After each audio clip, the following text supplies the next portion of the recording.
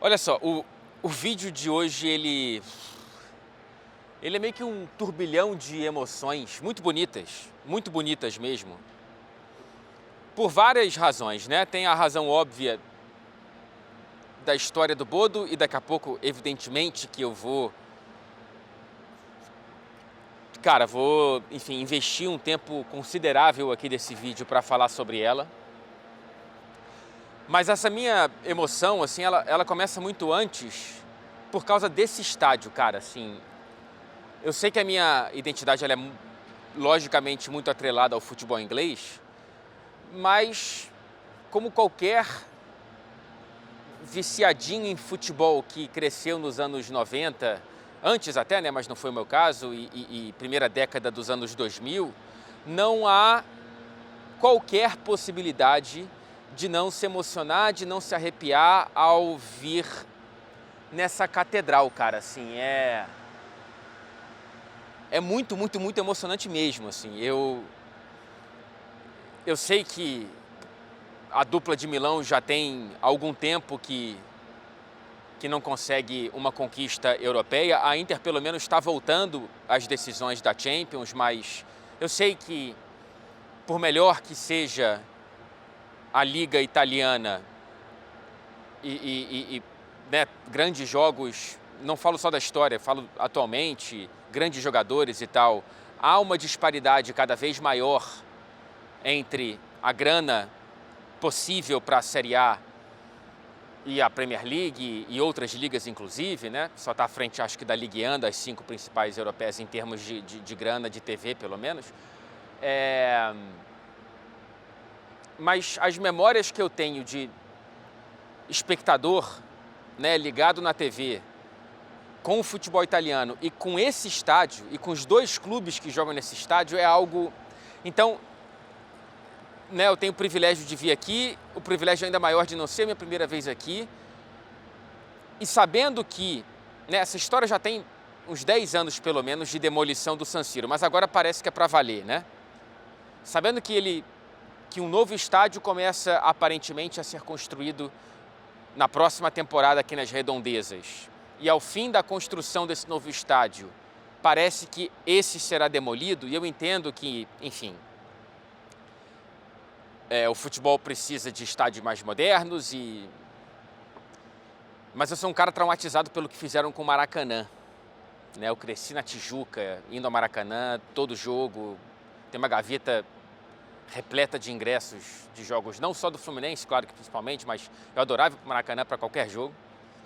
E eu sou um cara traumatizado com o crime que cometeram com a identidade do Maracanã. Então, eu fico torcendo para que essa identidade tão icônica, né, não seja demolida junto com o estádio. Então, já começa de maneira muito emocional, assim, essa cobertura para mim. E aí depois vem o jogo, né? E depois vem o jogo, cara. Antes de me aprofundar no jogo, eu quero, claro, trazer um recado para você, por favor. Olha só, sem querer ser muito enxerido, qual que é seu plano para esse fim de semana? Qual que é o seu plano para o próximo feriadão? Independentemente da sua resposta, a Insider irá te acompanhar, porque a Insider acompanha o seu ritmo e sem te pedir manutenção, tá? Você pode viajar, você pode ficar em casa, você pode encontrar com os amigos, você pode ficar com a família, fazer o que você quiser. A Insider terá uma opção adequada, perfeita para o seu plano. Eu já falei aqui várias vezes o quanto que eu utilizo a Insider no meu dia a dia, seja para ir para um estádio, seja para ir o que algumas pessoas chamam de treinar, eu chamo de me exercitar porque eu não sou atleta, mas enfim, fica ao gosto do consumidor. Eu uso a Insider para tudo quanto é atividade. E eu espero que você também possa se encontrar nessa realidade aproveitando o nosso cupom para a nossa comunidade, cupom Fred Caldeira. Se você for primeira compra, né? Se você for novo consumidor da Insider, você tem direito a 20% de descontos com esse cupom. Se já não for a sua primeira compra, esse desconto será de 10%. Os dois são acompanhados pelos descontos já presentes no site da Insider, tá? Cupom Fred Caldeira e link já na descrição desse vídeo, no comentário fixado para ficar tudo muito mais fácil. Clicando no link, você já tem o meu cupom Fred Caldeira adicionado automaticamente no seu carrinho. Voltando, portanto, vamos falar do jogo. Porque, cara, é claro que o 3-1 ele já sugeria que a classificação ela estava mais ou menos já nas mãos do Bodo, mas é claro que você também imagina que a Inter de Milão, líder da Série A com 10 pontos agora de vantagem sobre o Milan, que é o segundo colocado, atual finalista da Champions, você imagina que ela vá conseguir reverter esse placar contra o Bodo Glimt, gente. Assim, é o Bodo Glimt contra a Inter de Milão. Olha o tamanho do que aconteceu aqui, cara. É muito, muito, muito bonito, é muito emocionante, é muito... É por histórias como essa também que a gente é louco por esse esporte, né, cara? Que a gente respira futebol, que a gente... Porque em outros esportes coletivos, as estatísticas que a Inter teve sobre o Bodo Glimt hoje, principalmente no primeiro tempo, não resistiriam às regras do jogo. Né? Essas estatísticas seriam transportadas ao placar e, consequentemente, ao vencedor e à classificação. E no futebol isso não é possível. Isso não é garantido, melhor dizendo. E cara, o Bodo Glimt é um time desse tamaninho de uma cidade. Se dessem todos os ingressos do jogo de hoje para a população da cidade de Bodo, sobrariam ainda 20, 25 mil ingressos. É uma cidadezinha no norte da Noruega, tão norte que já fica no Círculo Ártico. É um time que vem de uma região que até a década de 70 não era autorizada a disputar competições nacionais por um puro preconceito da capital contra as populações do norte, né? O povo das neves lá do Círculo Ártico da Noruega.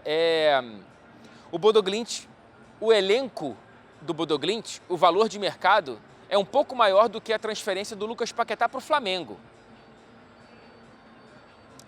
Então, esse time que em 2017 estava na segunda divisão nacional, ele consegue fazer isso aqui. Ele consegue ganhar da atual finalista da Champions 2 vezes.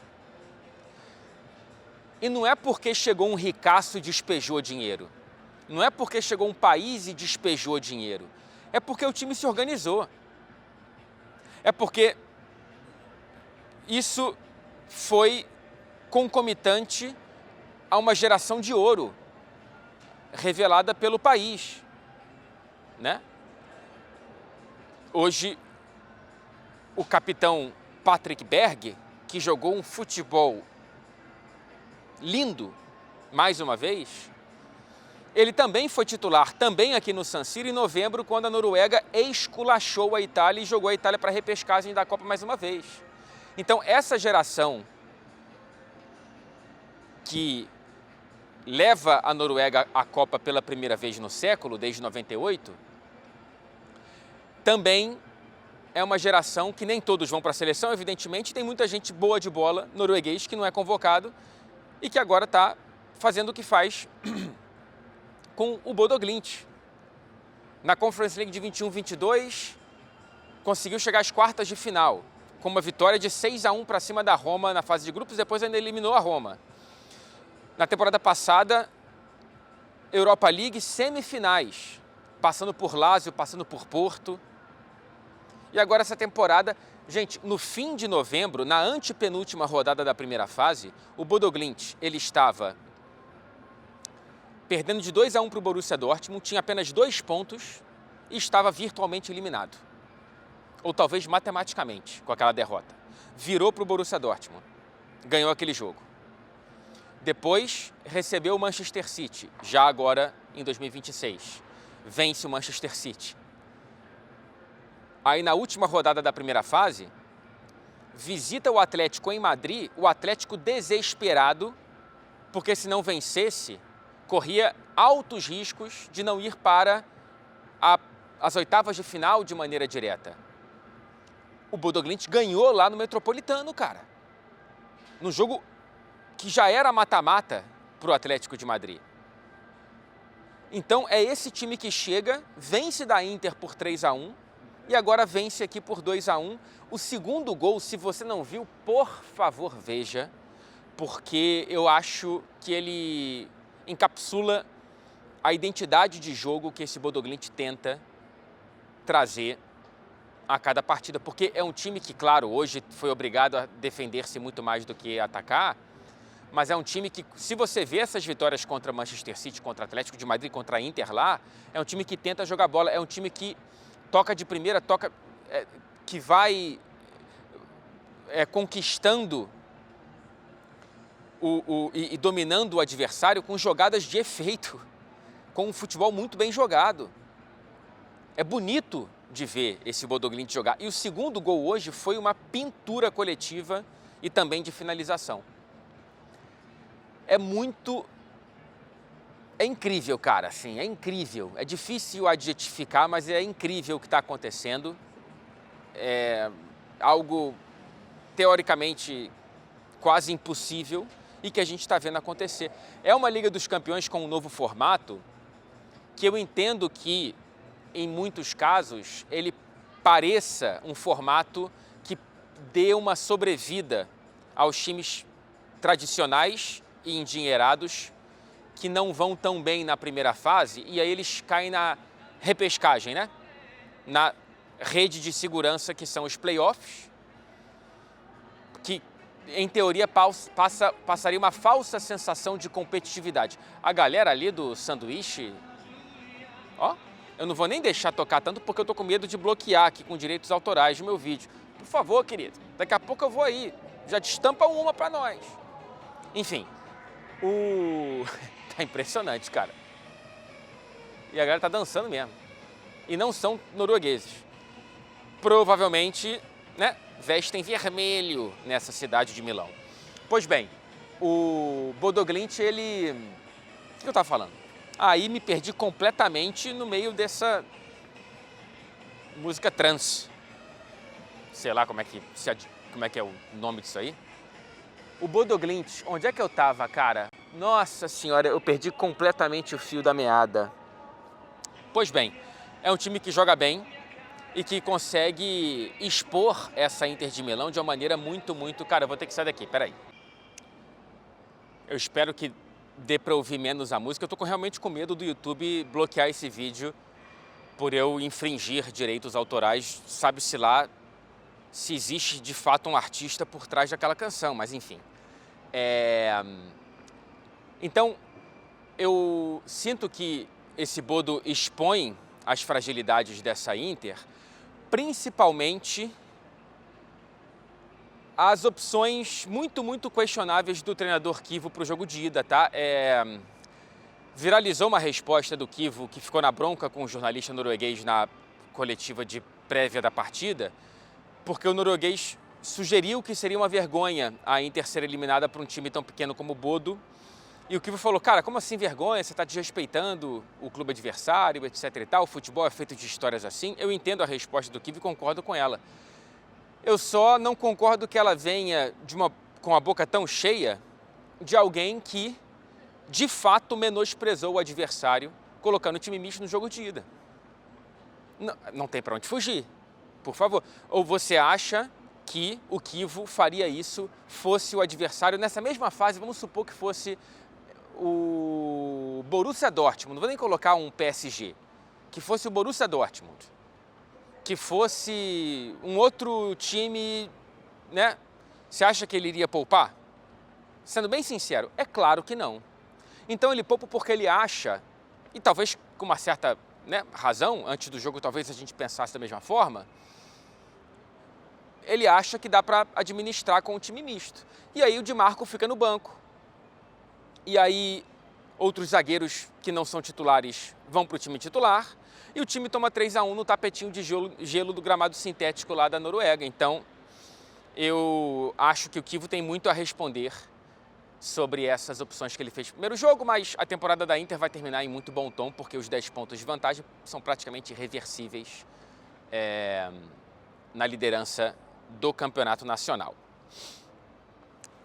O Bodo agora espera o sorteio de sexta-feira para saber se reencontra o Manchester City ou se vai enfrentar o Sporting. Eu estou torcendo para que seja o Manchester City porque eu estou torcendo muito para poder ir para Bodo e fazer reportagens e viver um pouco de uma cidade tão norte que eu não consigo nem imaginar como que seja por lá, né? Tão ao norte que dá para você se sentir vizinho do Papai Noel. Pois bem, eu não quero finalizar esse vídeo sem falar, claro, como promessa da nossa thumb do vídeo de hoje, da vitória do Manchester United para cima do Everton, né, virando a chavinha para a Premier League. Cara, o Manchester United é o novo quarto colocado da Premier League, abrindo 3 pontos de vantagem para o atual campeão Liverpool e também para o Chelsea, ambos com 45, o United com 48, e os mesmos 3 pontos de distância para o terceiro colocado, o Aston Villa, que tem 51, tá? O gol da vitória, marcado no meio do segundo tempo, sai em mais um belo gol de contra-ataque desse Manchester United. O Matheus Cunha arruma um lançamento lindo para o Mbeumo, que consegue esperar a arrancada fulminante de Benjamin Sesko, que tinha acabado de entrar na partida. Saiu cara a cara com o Pickford e não desperdiçou. 6 jogos do Manchester United com Carrick, 5 vitórias e um empate, claro, todos na Premier League, porque o time só joga a Premier League depois de ser eliminado das Copas Nacionais e não estar classificado para nenhuma Copa Europeia. 6 jogos, 16 pontos. 1/3 dos pontos conquistados na Premier League em 1/5 das rodadas. 16 dos 48 pontos, 6 das 27 rodadas. Pois bem, alguns tópicos aqui, tá? O jogo não foi tão bom, não foi vistoso como imagino que não seria de fato, né? O Everton é um time chato, jogar lá no estádio do Everton também não é muito simples. O Everton está brigando por uma vaga na Conference League, né? Está tentando voltar para alguma competição europeia depois de muito tempo. Mas é importante citar que o Manchester United não sofreu. O que não quer dizer que o Everton não tenha exigido do Lamens. E aí, cara, mais uma vez, quando exigido, o goleiro belga do Manchester United foi muito bem. É o melhor goleiro desde a boa fase do De Gea, tá? Digo boa fase, porque o Lamens me parece melhor do que o De Gea em má fase, inclusive. Eu lembro que na época da queda do De Gea, foi quando eu cheguei, eu achava que o Romero merecia mais oportunidades, só que já estava escrito no destino do Romero que o futuro dele era ser vice no Maracanã para o Fluminense. Não é por acaso que o gol do Manchester United, mais uma vez, sai na fase do jogo em que o Everton se expôs mais e serviu um banquete para um time que nasceu para contra-atacar. Né? É mais ou menos o DNA do Manchester United em muitos dos momentos áureos com Ferguson e nos momentos positivos desde então, que são, claro, muito mais raros. É impressionante como é uma parte do DNA mesmo do estilo de jogo do Manchester United e esse elenco tem características muito desenhadas para isso também, né? Então, o Manchester United ainda não é um time que consiga criar muitas oportunidades quando enfrenta um adversário fechado, porém, consegue não sofrer, pelo menos nesse recorte com Carrick, e consegue atrair um pouco e abrir um pouco o adversário para o próprio campo para ter um pouco mais de espaço para contra-atacar. Assim sendo, eu teria começado com o Benjamin Sesko, tá? Eu teria começado com o Sesko como titular, porque eu acho que, entendendo que o Everton começaria mais retrancado, mais retraído, seria importante ter uma profundidade um pouco maior de ataque, um cara melhor na bola aérea, como opção para abrir um pouco essa lata adversária. No lugar de quem? É uma grande pergunta. Para mim, não dá para tirar o Diallo. e aí ficaria entre o Cunha e Mbeumo. Eu tiraria o Mbeumo, tá? Eu colocaria o Mbeumo no banco e iria com o Benjamin Sesko, Matheus Cunha na esquerda e Diallo na direita. E aí vamos ver para o próximo jogo contra o Crystal Palace em Old Trafford. Eu começaria da mesma forma, com o Mbeumo no banco e o Sesko no ataque. E ainda tem uma questão lá para as rodadas finais no retorno do Dorgu. Será que o Dorgu volta bem fisicamente a ponto de dar uma dor de cabeça para o Carrick? Eu acho que ele seria uma boa opção para o banco para o segundo tempo. Mas ele estava muito bem quando se machucou com o Amorim, né? Não sei. Eu acho muito difícil hoje você não começar com Matheus Cunha e principalmente o Diallo quando você olha para o trio ofensivo. Tem um ponto também que prejudicou o Manchester United nesse jogo, que é a lesão do Lisandro, né? A saída de bola do Manchester United perde muito sem o Lisandro. Ele é o melhor zagueiro com a bola nos pés. Ele facilita muito a vida do Casemiro, a vida do Mainoo, a vida dos laterais. Realmente tem uma queda e o Lisandro parece que ele não vai ser problema para o próximo jogo, né? Mas vamos esperar para ver. Por fim, eu vou repetir o que eu já trouxe desde antes da chegada do Carrick, portanto antes dessa virada de chave da temporada, né? É uma obrigação o Manchester United de fato brigar pelo G5, brigar por voltar para a Champions. Primeiro por ver a qualidade no elenco, eu não imaginava isso que o Carrick está fazendo, de fato não vou mentir para você, mas eu via muito mais potencial do que a prática que o Amorim mostrava. Porém, primeiro por conta da qualidade do elenco e segundo pelo tempo para treinar e para descansar e para recuperar jogador, né? Não tem tanto jogo pela frente, mas é claro que o Carrick está conseguindo fazer algo bem melhor do que eu imaginava em muito pouco tempo de trabalho, tá? O United, até o fim da temporada, ainda terá 3 confrontos diretos. Na rodada 30, no dia 15 de março, recebe o Aston Villa em Old Trafford. 3 rodadas depois, no dia 18 de abril, visita o Chelsea em Stamford Bridge. E 2 rodadas depois, no dia 2 de maio, na rodada 35, recebe o Liverpool em Old Trafford. Então você, por favor, trate de comprar a sua pipoquinha. Até o próximo vídeo.